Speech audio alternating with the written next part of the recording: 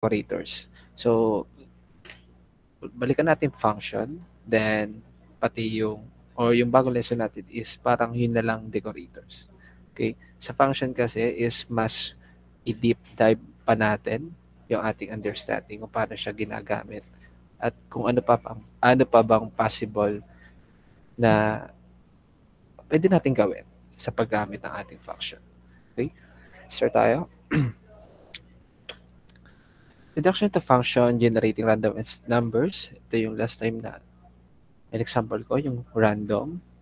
Writing your own functions and more library functions. Ito yung topic dito sa ating function, the lecture. And then, introduction to functions. A function is a module that returns a value back to the part of the program that called it. Okay? Dito naman sa ating Python is hindi naman, meron tayong function na hindi required mag-returns ng value, di ba? Kagaya na lang ng kapag tayo nagpiprint that yung nasa loob ng function natin is print lang, hindi na natin kailangan mag-return doon.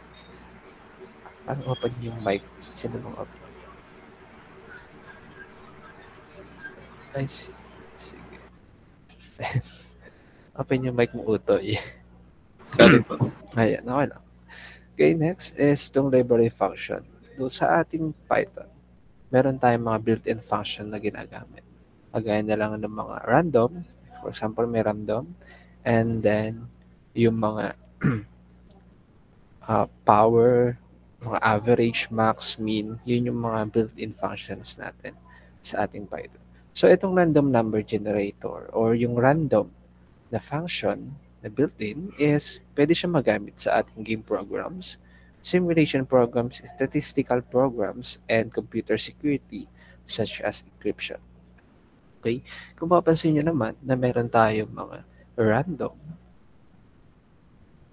For example, nag-create tayo ng account in Facebook. Meron tayong mga random na suggestion ng Facebook. So, nagamit yon ng mga random function para mag-create or mag-suggest ng ilalagay natin kung password ba to or email na mas maganda na which is sobrang secured.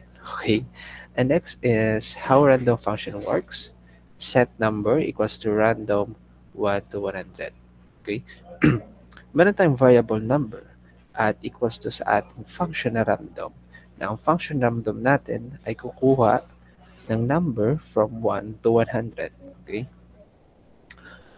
So, yun lang random natin is pipili yung ating program kung anong value at ito yung range natin, itong 1 to 100. Kung anong value na nasa range ng 1 to 100. Okay? Then, the function is called and the random number is returned and assigned to be a variable number. Later, magkakaroon tayo ng example, mga example dito sa ating functions. Okay? Writing your own functions. Function header, nandito yung mga function name natin, mga parameters na kailangan natin or ginagamit natin sa ating function. Okay? Next is the function body. Ito yung mga statements. So, lahat ng calculation na nasa loob ng ating function. Mostly, ito yung makikita natin naka-indent para ma-read niya or ma-determine niya na nandun siya sa loob ng isang function. Next is the return statement. Specifies the value that is returned when the function ends. Ito yung return value na kapag kinol natin yung function, yung value ng return, yun yung lalabas. Okay? Additional concern, functions simplify code, increase the speed of development, and ease the facilitation of teamwork. So, lagi ko sinabi ko naman sa inyo na about sa inyong final project is mas maganda kung nakatoka kayo by function para mas mabilis yung yung inyong pagde-develop ng inyong code. Okay? Next is each function should be flowcharted separately, kagaya ng ating modules. And input processing and output can be used to show what a function does. Okay? Meron tayo dito IPO chart. Pwede natin itong gamitin para ma-determine or madaling maintindihan ng ating user kung ano ba ang nangyayari sa ating function na yan. For example, meron tayong input dito noon. Processing prompts the user to enter an item's regular price, and then output the item's regular price as a float. Okay? Next is the more library functions. Pahapyaw lang to since na-discuss ko na to last time. Mas deep understanding na natin kapag tayo nagko-code na later on. Okay. Functions typically accept one or more functions using the arguments and return the results. Okay, meron tayo ditong set result na variable and equals to math. Yung math na to, ito yung mga ini-import natin. At yung square root, yun yung function niya. Okay? Dun daw sa module ng math, meron tayong function na square root and then yung kanyang argument na 16. Okay? So, returns the square root of 16. Ito yung kanyang on magiging output niya. The next is set area equals to pow, which is to power 4 and 2. So, raises the value of 4 to the power of 2. Ibig sabihin. Pwede naman tayo din gumamit ng yung dalawang asterisk sa power. Okay. Other common mathematical functions, math.fobs, calculate the absolute value of a number, math.cosine, returns the cosine of an argument, rounds to the nearest integer, math.sine returns the sine of an argument, or math.tan returns the tangent of an argument. Sir, but may mga ganyan. Sir, saan ba namin pwedeng magamit yung mga mathematical functions niya? So, itong mathematical functions natin is gamit na gamit siya kapag kayo nasa machine learning na. Okay? Kasi ito is ginagamit para mag-predict or mag-compute ng mga complex calculation na kailangan natin sa ating machine learning. Okay? Next is ito, data type conversion function. Ito naman is alam naman natin itong lahat na kapag meron tayong input dito, then pag nilagay natin ang int or float, automatically magko-convert siya as a float or int data type. Okay? Next, again, is itong string function.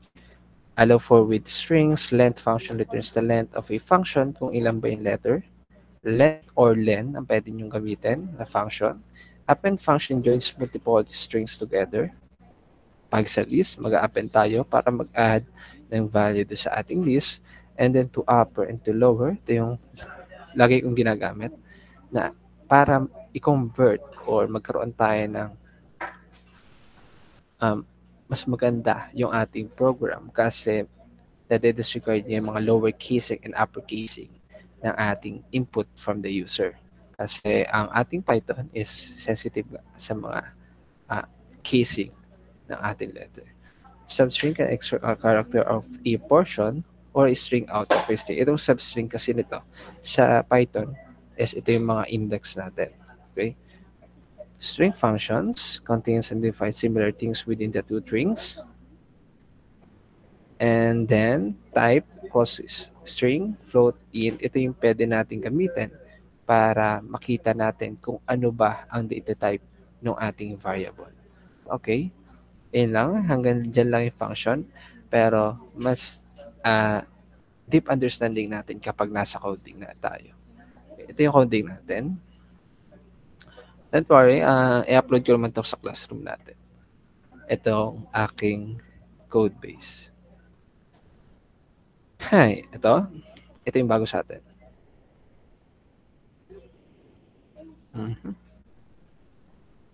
Ayan. Dapat ko lang dito kasi magulo yung kabila.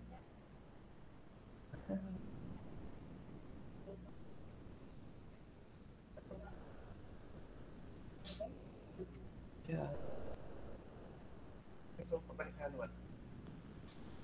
Okay. Ito yung bago. Lagyan natin. Ito, passing list to a function. So, sir, pwede pala mag-pass ng list sa isang function. Yes, pwede. So, kailangan nyo lang is magkaroon tayo ng for loop sa ating function. So, meron tayong function dito na sum.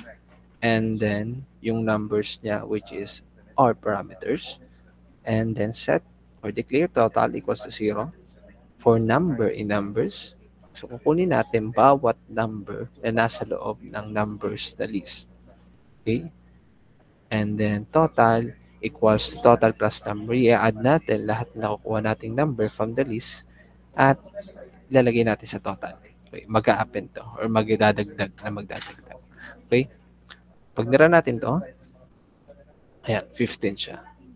Okay. Sir, meron bang mas madaling paraan para dyan? Yes, meron tayong mas madaling paraan. Meron tayo kasing built-in function sa ating Python na pag tinawag natin itong sum, automatically, ito na yung kanyang logic para doon. Example, meron tayong result, then equals to sum. Okay? Ilimba ko itong function name para hindi niya matawag. Meron tayong built-in function na sum, and then sa loob niya is nakalist. Okay? Kapag nira natin to, same output pa rin kahit wala na yung ating function na to. So, ito is manually na or yun yung nasa loob ng ating built-in sum function. Okay?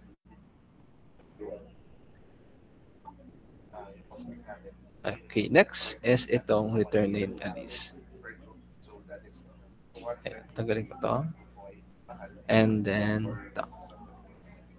Dito meron tayong function na remove duplicates. Okay? Then, gusto nating matanggal yung duplicates ng isang list. Okay? So, gagamit tayo uli dito. At lagi yung sinasabi na kapag list ang pinapasa natin sa function, gagamit lagi tayo ng for loop para makuha niya isa-isa yung value na nasa loob ng ating list. Okay? For number in numbers, if number not in new list. So, meron tayo dito empty list na kung saan kapag daw yung number or kada kuha niya ng number sa ating numbers na list is not equal or wala doon sa ating list or wala doon sa ating empty list is dadagdag siya dito. Okay? So, yun lang logic yan. Kapag walang katulad sa new list is mag-a-append siya sa ating new list. Okay? Kaya natin. Ayan. Kung papansin nyo naman, wala na yung duplication.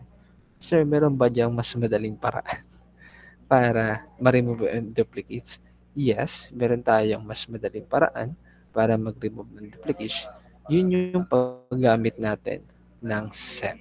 Ito yung last time na diniscuss ko sa inyo kung ano ba yung set, kung paano siya ginagamit.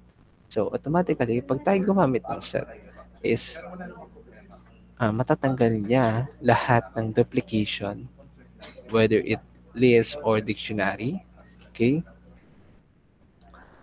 And then, iba lang natin to. Ayan, wala na yan. So, meron tayo uling function dito na remove duplicates. Ito yung mas madali. Okay? Function na remove duplicates, then i-return niya lang yung list. Kukunin niyo yung list, then ilalagay niya sa set. Okay? At ibabalik nyo ulit sa isang list. Okay? Tingnan natin kung same output pa rin. Ito yung output ng kanina. Try natin i-run. Yes. Same output pa rin, pero iba yung method. Okay? Meron tayo kasing ginagamit dito na function na mas mapapadali tayo sa pag-remove ng duplicates ng ating isang list. Okay? Any questions? Ano ba? May tanong na kayo. Mabilis ba? Pwede kayo mag-react. Ayan. Mabilis ba? Di naman po, sir. Okay. Hindi naman. Oops. Hindi yan. Nagaling ko nga.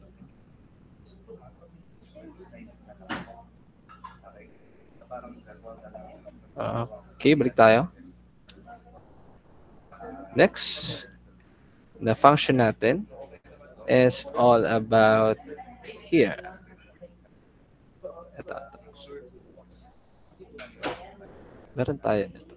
Provide lang ako ito. Baka magamit nyo in sa inyong project. Okay? So, meron tayo ditong word. na Panasonic. Okay? Dahil mo natin, pag kukunin natin yung isang word is, ito, may string tayo. Kukunin natin isang letter. Gagamit tayo ng index para dyan. Para ma-assume natin na itong word na to, na naka-string is magiging list. Okay? Treat a string like a list. Okay? Try natin. Pag nara natin to, at gumamit tayo ng index para dito, labas dyan is yung 0 index, which is yung P. Then, pag naman tayo gumamit dito ng len or length, okay, ayan, is para makuha niya yung length or ilan ba yung letters ng ating string. Okay? Yung len is a built-in function din sa ating Python. Okay? Next is print natin yung ating string na vertical. Okay? Gagamit tayo ng for loop kapag gusto nating i-print yung ating string as a vertical. Okay. Pag nira natin to, kung mapapansin nyo, naka-vertical na siya, like line by line per letter. Pwede nyo din siya gamitin sa list nyo.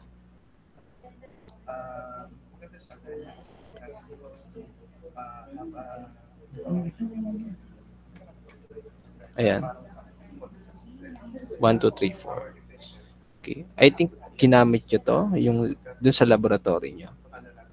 Yung gumamit kayo ng or ginawa nyo line by line yung mga input ng user. Next is paano sir pagpabalik?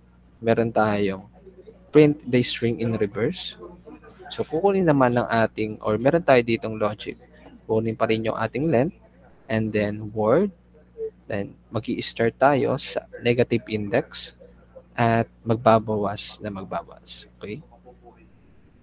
Umpisa siya sa pinakadulo and then pabalik. Okay? I-upload ko naman tong code. Baka kasi magamit siya in future. Ayan. Next is ito namang palindrome flag. Okay? Tayo ditong word equals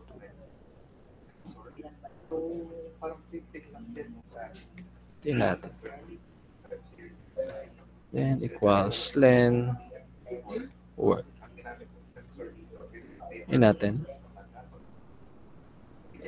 Ito namang function na to is para ma-determine natin kung yung word ba yon, kung yung word na yon is palindrome. Pag sinabi natin palindrome, kapag binasa natin pabalik, is ganun pa din kapag naman. Or kapag binasa natin pauna, or kung ano yon, ganon, then pag pabalik is ganun pa din. Tayo natin na rescore. Kapag binaliktad natin to, rescore pa rin, di ba? So, check natin dito sa ating function kung ito ay palindrome. Ayan. Okay? Ayan, I think magagamit nyo naman to. Ano pa ba? Level. Ayan. Ayan. The string is a palindrome. Okay?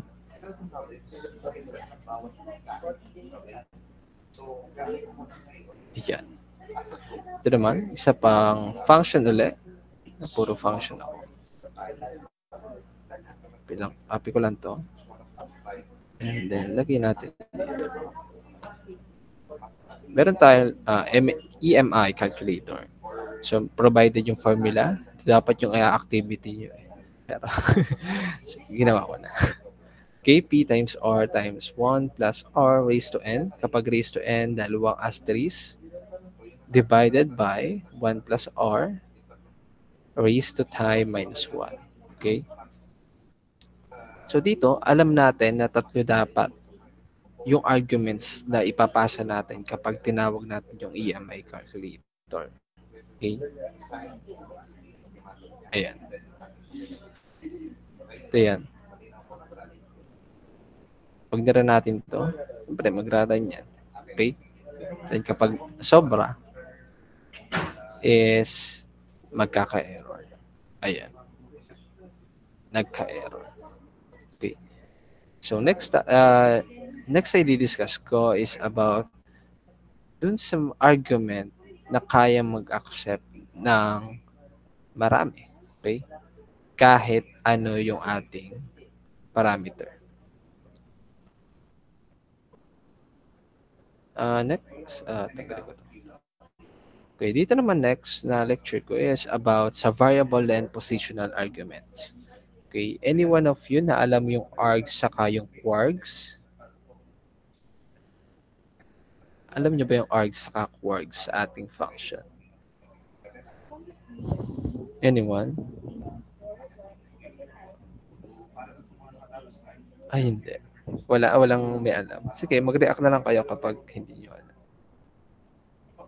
Thumbs down kapag hindi pa. Yan. Kaya akala ko meron na. Okay, kasi bago lang itong args saka quarks sa ating Python environment. Okay? So, sir, kanina pang args ng quarks. Sir, ano ba yung args saka quarks? Okay? Dito muna tayo sa args. Args collects the positional arguments that are not explicitly defined and store them in a tuple. Okay? Meron tayo dito example para mas madali natin maintindihan. Para maintindihan natin kung paano ba or kung paano siya ginagamit sa ating program. Okay? Meron tayo ditong function na add. And then yung parameter niya is asterisk args. Okay? Then sum equals to 0. So for n in args, sum equals to sum plus 1. So mag-a-add lang siya na mag-a-add kapag tayo nag-add ng argument para dito. Okay? Try natin.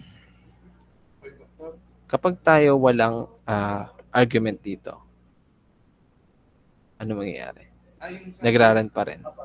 Unlike sa ating usual na function, kapag wala tayong nilalagay, is nagre-required positional argument. So, kapag nilagay natin isa, matik mag-run to kasi isa yung ating parameter dito. Ayan. Ito yung bago dito. Okay? Yung args kasi is kayang mag-handle ng zero or many argument. Pero dapat pasok doon sa ating function. Okay? Pagaya nito, meron tayong dalawa dito. Argument, 20, 30. Pero doon sa ating function, meron tayo isang parameters. Okay? Anong nangyari? Ayun yung magic sa ating args, argument or arguments, asterisk arguments. Pag tatlo, tayo natin. Nagana pa rin. Paano pag sobrang dami? Tingnan natin. Ayan. Nagana pa rin yan. So, meron pa tayo dito isa pang example. Ito naman yung multiply. Okay? Then, gumamit ulit tayo ng args na parameters. Okay? Meron tayo function na multiply, then asterisk args. So, ito lang yung kanyang logic. Itatimes niya lang lahat ng number sa ating args. Okay? Multiply args. Tingnan natin. Ito muna. Ito muna natin isa muna. Okay.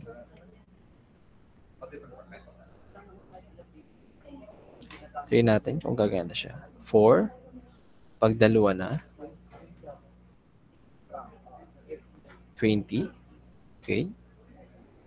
Pag marami na. Ayan.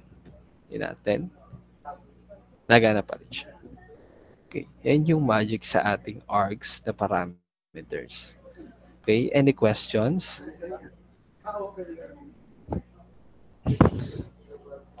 Any questions? Wala naman. Okay. Next. Sir, ano naman yung quarks na sinasabi niyo? Okay. Yung quarks is same behavior but iba yung i-return niya. Or iba yung kailangan natin i-pass para dun sa ating naka-quarks na function. Okay? Lecture, quarks stand for keywords arguments. Okay? The only difference for args is that it uses keywords and returns the values in the form of a dictionary. Okay? Sample, meron tayo dito. Ito. Yeah. Meron tayo ditong function na product na naka-quark sa to. So, pwede ba dyan isang asterisk? Ayan. Bawal. Kailangan dalawang asterisk para ma-define ng ating Python. Ayan. Okay. Ayun natin. Meron tayong function dito na quarks, and then for key value in quarks.item. So ito ay naka-dictionary kasi may key sa value tayo. Then pag tinawag natin, print natin ito. Ayan. Tinawag natin, print product, name equals sa iPhone, then price 700. Ayun natin. Yep. Nag-a-accept siya ng dictionary.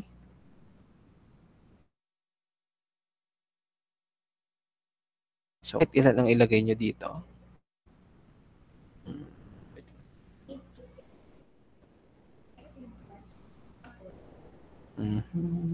Ayan. Kahit ilan ang ilagay nyo dito, basta naka-quarks yung ating parameters, is tatanggapin pa rin yung ating function.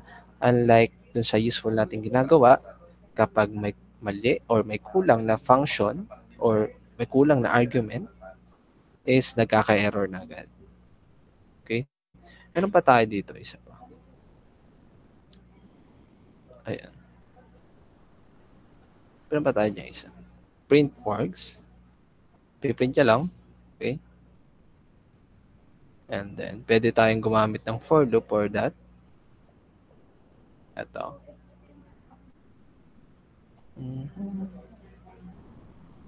Ayan.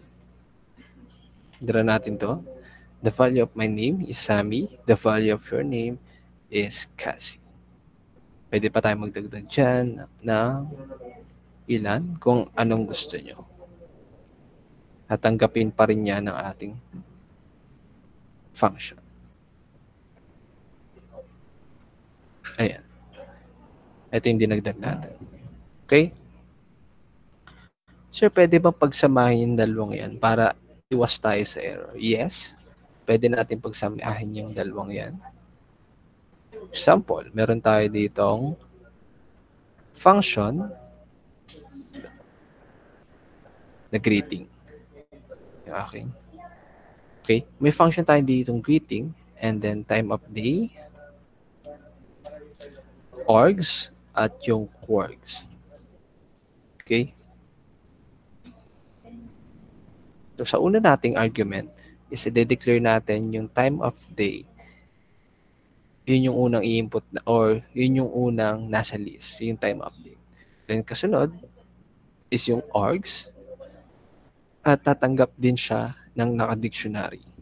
Okay? Kaso lang, kapag quarks ang in-input ng user, meron tayong condition na kukunin lang natin kung ano yung value, yung key saka yung value ng ating dictionary. So dito, pag quarks is required talaga magkaroon tayo ng for loop para makuha natin yung bawat items na nasa dictionary.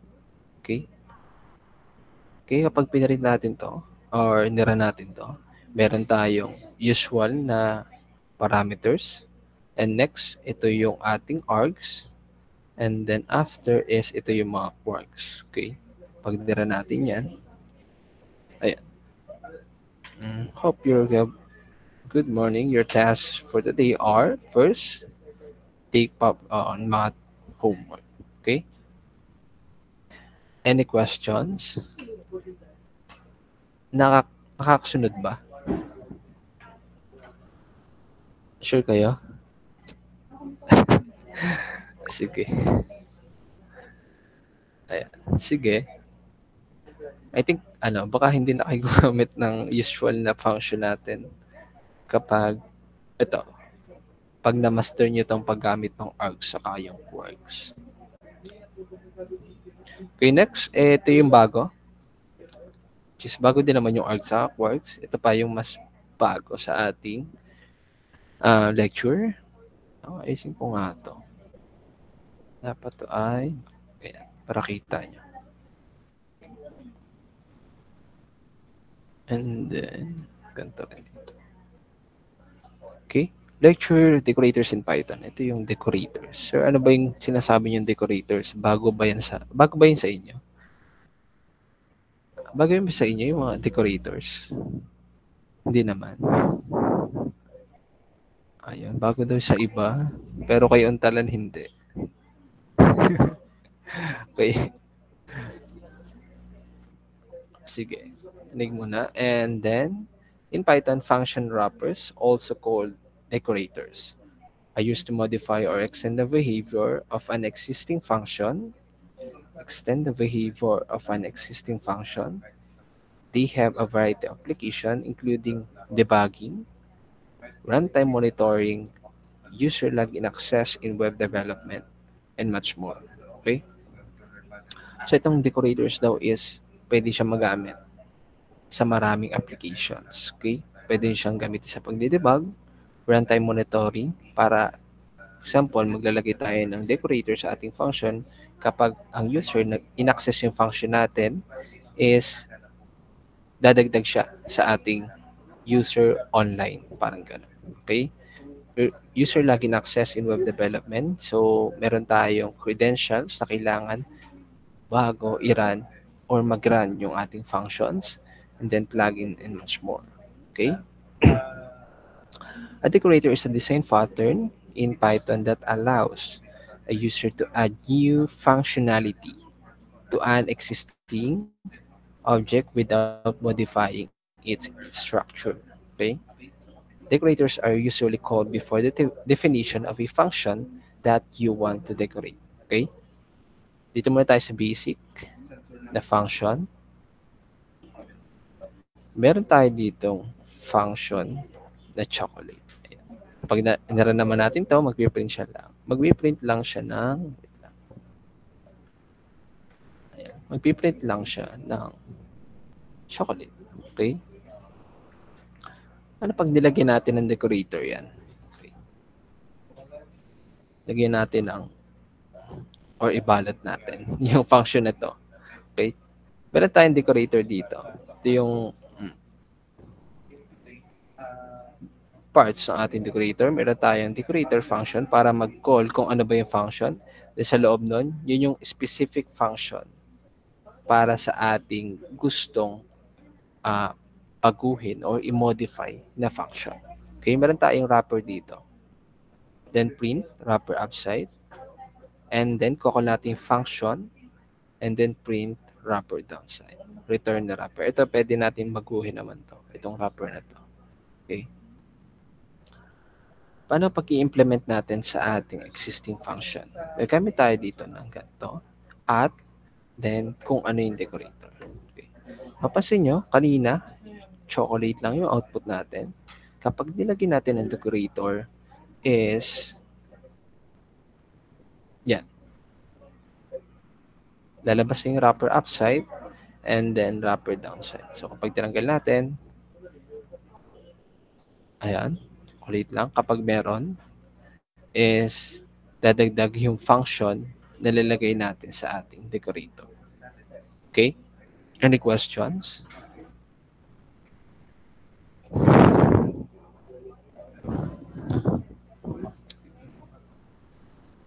Wala naman. Wala kang tanong. Nakapanibago lang. Okay? After discussion, may activity tayo. Then, ipapasa nyo today. Okay? About dito, sa decorators saka functions. Okay? Another example, meron tayo dito.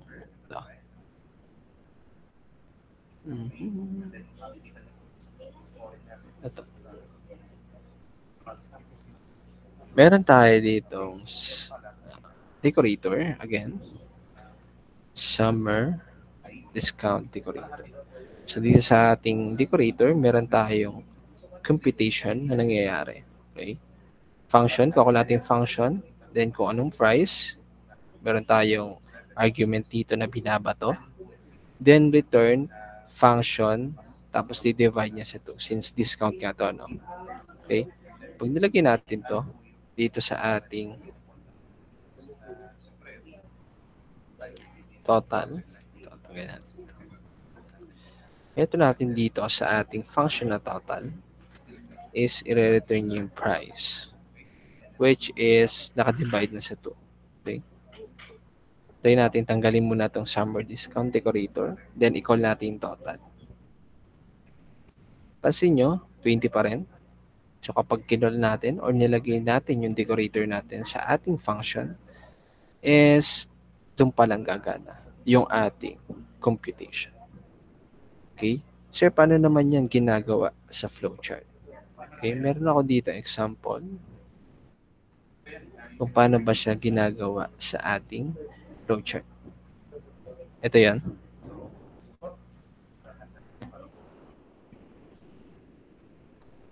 Ayan. Meron tayo ditong terminator na summer discount decorator. Sa loob niya may parameter na function, func, and then wrapper price, and then call function, and then after niya, i-return natin function price divided by 2. Alam naman natin, kapag process, is nakabox siya dito. Then, bago natin i-return yung ating wrapper. Ito yon yung kanyang flowchart. Pag sa pseudocode naman is function, summer discount decorator. Then sa loob nun, may function ulit na wrapper. Ito yon. And then, i-call natin yung price. At tanggalin natin itong user. Then, return function divide 2. And then, end function. After nun, return wrapper, then end function ulit. Ito siya. Ayan. Kapag i-implement naman natin, or tatawagin natin sa isang function is lalagay lang natin ng at, then kung anong decorator bago pa yung function na gagamitin natin. Okay? Any questions? Hanggang doon lang yung ating discussion. Okay? Any questions? Pwede ka mag-react. Ayan. Wala naman. Okay. Okay, kung wala. Activity 5 tayo. Itong yes. Activity na. Wow, palong-palo ah. Ayan. Ayan, sige. Activity 5.